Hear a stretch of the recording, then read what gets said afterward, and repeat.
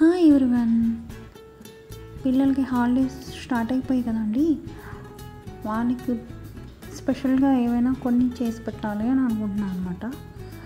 వాళ్ళు అడుగుతున్నారు, అందుకని ఈరోజు చీజ్ మసాలా పావ్ భాజీ చేశాను.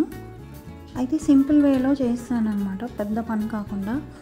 ఎలా చేశాను ఏంటి అనేది ఒకసారి చూసేయండి.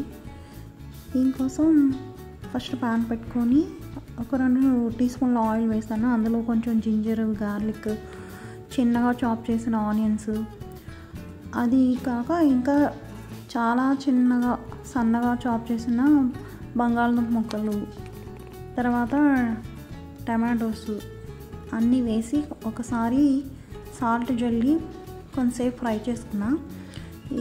అందులోని కొన్ని స్పైసెస్ అన్నమాట. కారం, 1 టీ స్పూన్ కారం, ఒక 1/2 టీ స్పూను ధనియాల పొడి, 1/2 టీ స్పూను గరం మసాలా, అవన్నీ వేసి ఒక 5 నిమిషాల సేపు మగ్గించాను. ఇందులోని కావాల్సిన కూరగాయలన్నీ వేసుకోవచ్చండి. నేను కొంచెం సింపుల్గా చేశానన్నమాట. ఆలు కూడా ముందు ఉడికించి దాన్ని స్మాష్ చేసి అంత పని కాకుండా నేను చిన్న చిన్న ముక్కలుగా కోసి అందులోనే ఉడికిపోయేలా వేసాను అన్నమాట. అంటే పెద్ద పని కాకుండా కొంచెం సింపుల్ వేలో చేయడానికి ట్రై చేస్తాను. అవన్నీ మగ్గిన తర్వాత అందులో 1 స్పూను బటర్ యాడ్ చేస్తాను అండి. కర్రీ స్ట్రక్చర్ బాగుంటుంది, టేస్ట్ కూడా బాగుంటుంది. ఆ తర్వాత వాటిని అన్నీ బాగా స్మాష్ చేసేసుకొని 1 నిమిషం పాటు ఉడికించి కర్రీని పక్కన పెట్టేశాను. తర్వాత పావ్ భాజీ బ్రెడ్ ఉంటుంది కదండి, అది తీసుకొని దాన్ని మధ్యకి స్లైస్లా కట్ చేసా. పీసులు కట్ చేసుకున్న తర్వాత మళ్ళీ స్టవ్ మీద పెనం పెట్టుకొని ఒక 1/2 టీ స్పూన్ బటరు, కొంచెం ఆయిల్ వేసి అందులోని కొంచెం చిల్లీ పౌడరు, కొంచెం సాల్ట్ వేసి ఆ కారం అది మొత్తం ఆ బ్రెడ్కి పట్టేలాగా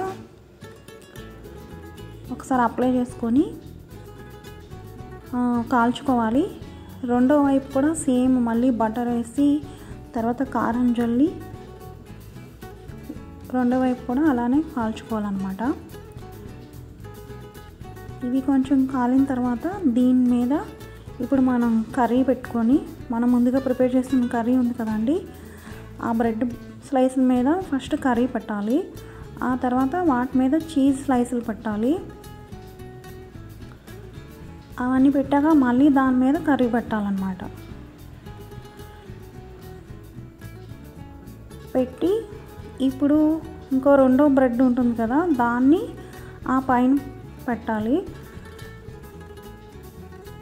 అలా పెట్టిన తర్వాత సిమ్లోనే ఉంచి 1 నిమిషం పాటు ఆ చీజ్ అంతా మెల్ట్ అయ్యేలాగా సిమ్లో మాత్రమే పెట్టి అలాగా కాల్చుకోవాలి. అయిపోయిన తర్వాత మనకి రెడీ అయిపోతుంది చీజ్ మసాలా పావ్ భాజీ. అంతే అండి, ఇంకా వేడివేడిగా టేస్టీగా ఎంజాయ్ చేసేయడమే అన్నమాట. మరి మీకు నచ్చిందా? మీరు కూడా ఒకసారి ట్రై చేయండి. ఎలా చేసామన్నది కాదు, టేస్టీగా చేసామా లేదా అన్నది ముఖ్యం. ఏమంటారు? సింపుల్ వే కుకింగ్కి నా ఛానల్ ఫాలో చేయండి.